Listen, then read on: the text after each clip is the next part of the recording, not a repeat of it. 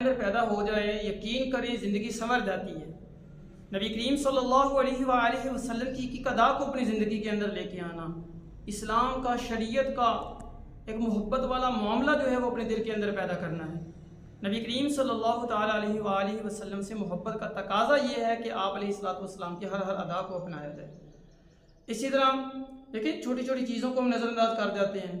हमारे यहाँ नोटों पे जमील अहमद का नाम अक्सर लिखा हुआ होता है और हमने वो पैसे जो हैं वो शलवार की जेब के अंदर डाले हुए होते हैं। इस तरह वैसा बाज़ लोगों ने आईडी कार्ड डाले हुए होते हैं।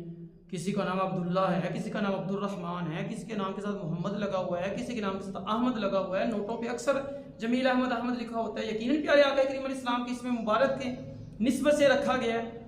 तो मेरे प्यारे भाइयों, दोस्तों, बुजुर्गों, कि इस चीज़ का खूब एहतमाम करना है कि कहीं भी अल्लाह रब्बुल इज़्ज़त के नाम और प्यारे आका करीम अलैहिस्सलाम के नाम या इस्लामी नाम की तौहीन और बेअदबी ना हो।